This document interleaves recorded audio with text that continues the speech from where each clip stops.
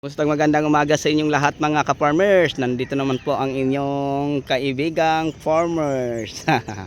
Okay, so sa lahat kong mga subscriber, mga viewer, sharer at commentator. So sa inyong lahat at sa inyong walang sawang pagsusuporta, ako po magpapasalamat una sa ating Panginoon at sa inyong lahat na sumusuporta po sa akin. So ngayon mga ka-farmers, samahan niyo ako habang tinitingnan at sinisilip natin ang ating mga tanim. So may napapansin tayo mga ka-farmers na pag-atake sa fruit shot borer. Okay, bakit nasabi ko na may mga ka-farmers? Kasi may paisa-isa akong napapansing mga talbos na nalalanta. So kung tingnan natin sa mga bunga, okay naman sunod-sunura naman, no? Yan, maganda naman. Pero may isa may napansin akong paisa-isa. So pag halimbawa mga ka-farmers, pag check mo sa inyong tanim, mas maganda na alam nyo. Pag may napansin kayong pag-atake sa mga fruit shot borer, ang palatandaan may nalalantang talbos, no? Hanap tayo mga ka-farmers. And then pangalawa, yung tinatawag nating kakulangan sa calcium, yung pagkalaglag ng bulak. So pag ganyan mga ka-farmers, calcium boron lang, no? And then available ang potassium. Sabay lang natin sa fungicide. So ang maganda nating i-apply dyan, Nutriplant EG kung nalalagas ang bulaklak, sabay sa Amistar para mapigilan ang pagkalaglag sa bulaklak. Pero yung bulaklak na ganito mga ka-farmers, malalaglag siya. Tapos ang bulaklak na ganito, yun po ang bunga. Pag mag-spray tayo ng mga foliar, pag once na mapatamaan to, ang mga nutrients na makuha niya mga ka-farmers, dadalhin niya papunta doon. At saka yung makukuha para sa kanya. So yun po mga ka-farmers. And then sa dahon, kasi ang dahon mga ka-farmers, lalo na pag ganito basa, no? Basa pag ganito. And then pag basa mga ka-farmers, ibig sabihin open pa ang stomata. Once na mag-spray tayo ng foliar, madali lang ma-absorb o makain. And then yung mga ma-absorb na nutrients na pinapadaan sa dahon, diretso sa kanyang mga bulak para madaling mabuo, kung tawagin natin ay maliliit na bunga. So yun po mga ka-farmers, no? Yun po ang bulaklak sa talong na laki, at saka yun po ang bayi. Pero pag halimbawa maraming mga pollinator, and then yung tawag nating mga ka-farmers na isang tangkay, dalawang bunga, no? So yun po ang maganda. So lumabas lang po siya mga ka-farmers kung napapansin natin na maraming mga kaibigan nating mga insekto. Ano po sila? Yung mga bubuyog, no? Mga honeybee, no? Sila po mga ka-farmers ang good na insekto na makakatulong sa atin, kasi sila ang magpupulinate galing dito, lipat dito. So yun po mga ka-farmers. So sa umagang ito, may nakita ako, hindi masyadong marami, pero may mga umaga na marami, lalo na pag ang pag-spray natin sa mga organic ay tuloy-tuloy. Yan, makikita natin sila mga ka-farmers. Pero pag may mga synthetic, parang wala sila. So mga ka-farmers, hindi naman pwede na organic lahat, kasi business po ito, di ba? Hindi naman kaya lahat i-control sa mga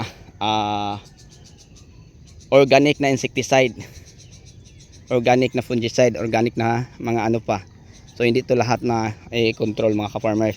Kaya ngayon nag-alternate tayo ng mga pesticide yung synthetic kung kinakailangan. So yun lang.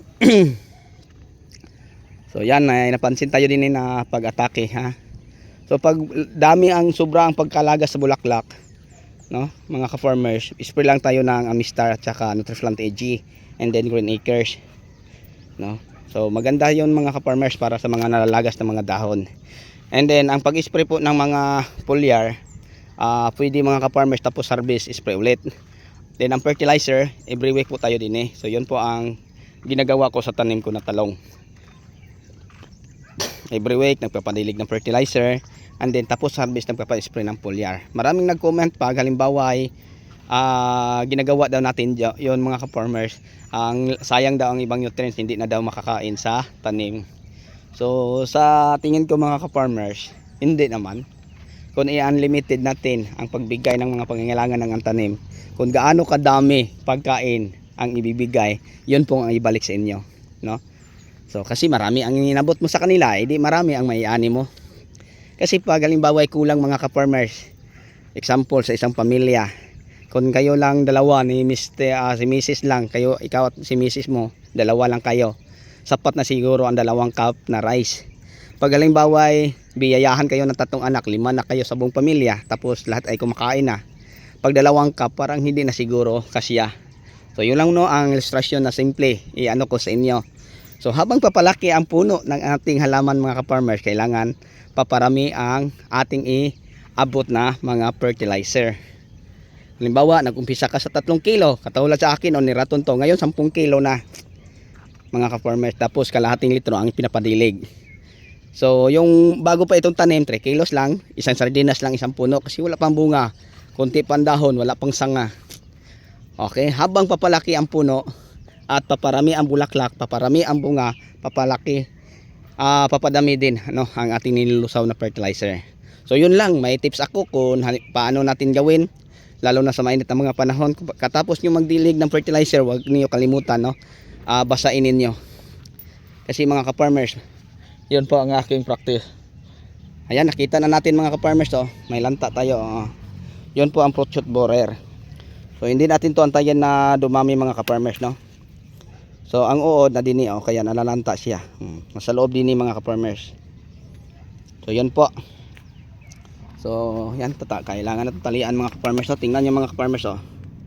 Yan, nakakatuwang tingnan, no? Kaya bumigay ang sanga mga ka-farmers, share ko lang po sa inyo, kaya bumigay dahil po sa bigat ng bunga. So ito, paano natin ito mapalaki pag kulang to sa nutrients, di ba? So kawawa mga ka-farmers, hindi na natin mapalaki ng maayos. Dami nakakatuwang tingnan. Sasanga lang yan mga ka-farmers. So hindi lang natin mapapansin, daming bunga to sa ilalim. So naka 900 tayo kilos, no, sa ating panglimang harvest din and then doon sa ating ano, so mula na iraton pang ano na siya, pang 5, pang 6 na bukas mga ka-farmers. So naka 900 tayo kasama sa ating baluktot, kasi maraming baluktot to mga ka-farmers, yung nakalapat sa lupa. So ngayon baka kumunti na.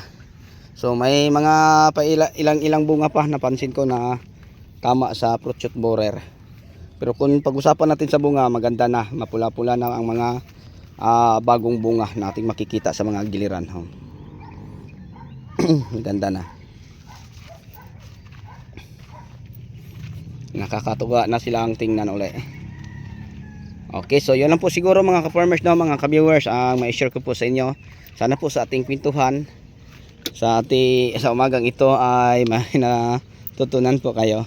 So yun ang i-share ko sa inyo, na hindi lahat na mga bulaklak ay maging bunga, mabuo kung tatawagin natin ay mga bunga, kundi ay ang iba, sila po ang tawag nating bulaklak na laki, no? So yun lang po. Okay, so sa lahat hanggang dito na lang po. Maraming salamat, bye bye and God bless.